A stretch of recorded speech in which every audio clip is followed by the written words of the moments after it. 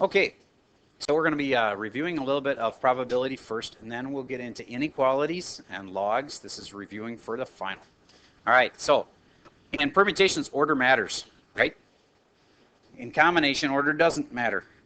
Which one should be bigger if I'd figured out 20p2 or 20c2? P, all right. Just for brief little practice, on your paper, write it by hand. How would you do it by hand? I'll pause while you do that. Okay, so there they are written out by hand. This means 20 times 19 times 18 times 17 times 16 times 15, etc. And then on the bottom, the stuff that will cancel off is 18 times 17 times 16. So you really are left with just 20 times 19 would be 20 times 19, and all the other stuff gets canceled. That's a 12. Okay. There we go. And same thing on this one, except it's 20 times 19, which, by the way, is 380. And then you divide it by this extra thing, which is 2. And so that's 380 divided by 2, which is like 190, I think. All right. So significantly more if order matters. Because when you have this little group of 2, like Bob, Fred, then if you're going to, you can just stop if you're doing combinations. But if you're doing permutations, you got to say, and also switch places, Fred, Bob. And that makes twice as many things. All right, moving on. If you had a 73% free throw shooter, and they went to the free throw line 5 times, there is a decent chance they'd make 5 out of 5. But you can tell exactly what their chances are by doing a binomial. Go ahead, set it up. I'll pause while you do that. Okay, so hopefully you set it up like this. 5, choose 5. And then 73 is the make. And then what's the miss then? 27. Okay, and how many makes do I want? How many misses do I want? So then, if you're smart, you know that is a really easy number in your head. You don't have to type in like all this stuff. What is it? 1. Because if you have 5 things or 5 chances and you're going to choose all 5, if you're just talking about pizza toppings or something, I have 5 choices and I'm going to choose all 5 of them. There's only one way to do that. All right, so that's a 1, and that's a 1 also. So it's really just 0.73 to the 5th. What is it? Somebody must have it. 207. Okay. So really, what are this person that's a 73% free throw shooter? They have a what percent chance about? What about 21% chance that they're going to actually make 5 out of 5? Do you think if we figured out probability of making 4 out of 5, that they'd be more likely?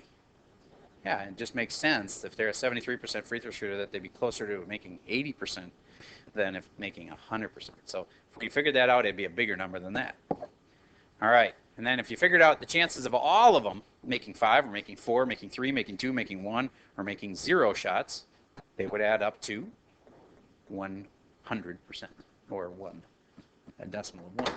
All right, moving on. I think we don't, one more kind I want to talk about.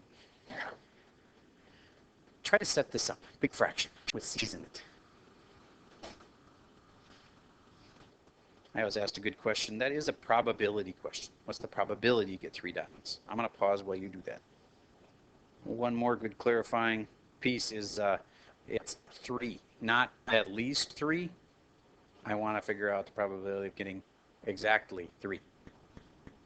All right, so here we go. 52, choose 5 cards total. That was this part. Then what's the thing I want? I want out of the 13 diamonds, I want 3 of them. And it'd be really easy to just stop there and think you were done. But you're not. You gotta also say the rest of it. There's 39 other cards, and I want how many? I want 2 of those. That way, this plus this will add up to my total here, and this plus this will add up to my total there. Okay? Moving on. This, more probability. I think we've done enough probability for lately. Oh, one more quick question. What does given change? Denominator. Good. All right. Inequalities. This is an inequality. This is the kind of thing you draw the line and then you shade it. So here's how you start these problems. First of all, if I was going to be asked to graph this red one right here, I would first graph this black one.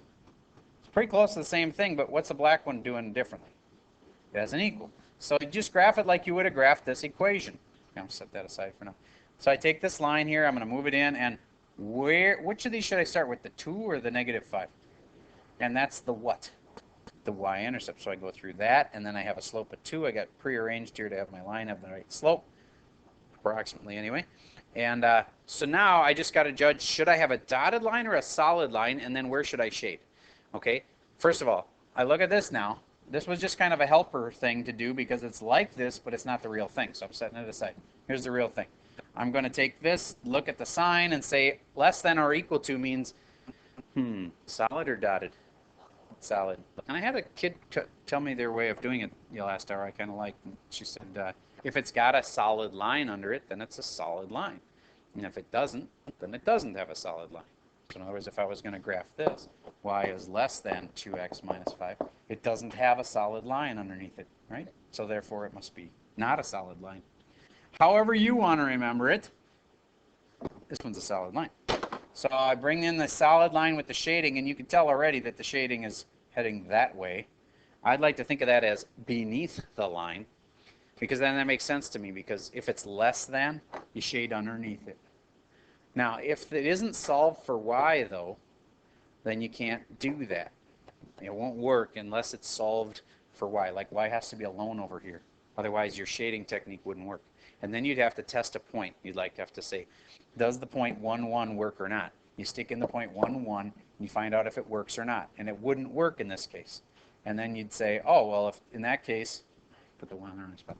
1 for x and 1 for y. And then 1 is less than or equal to 2 minus 5, which is like 1 is less than or equal to -3. And that's not true. So I don't shade there. So you shade on the other side of the line.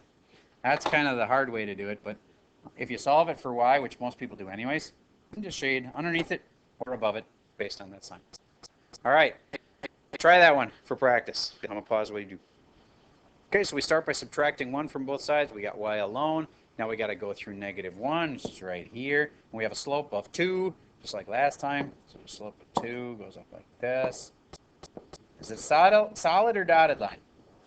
Solid, because there's a solid line right there. And if it had just been like this, I would have used a dotted line. But it isn't. Okay, now shade above it or below it? Less than means under. There we go. Now, do you remember if I go and graph another line like this, and let's say I shade above it, where it's double shaded here? Very good. It's called the feasible region. I want to write that down in your notes because that's a word you have to know. The feasible region.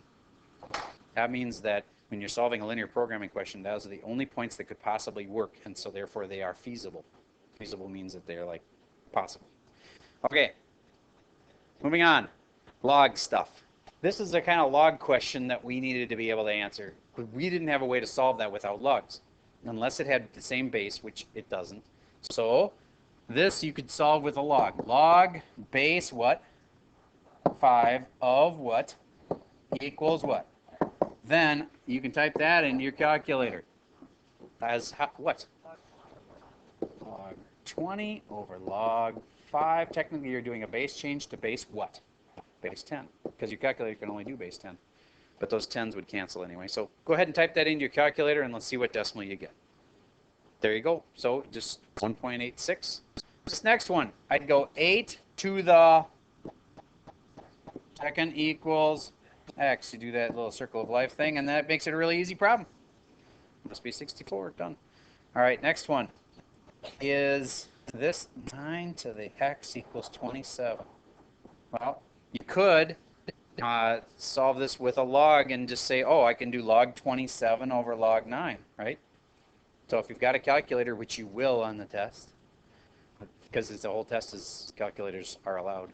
Otherwise, you could have done a base change. I'll just remind you quick, that would have been 3 squared makes 9, and 3 to the third makes 27. And can you see it now that these bases are the same? What's it got to be? 2x equals 3. So final answer,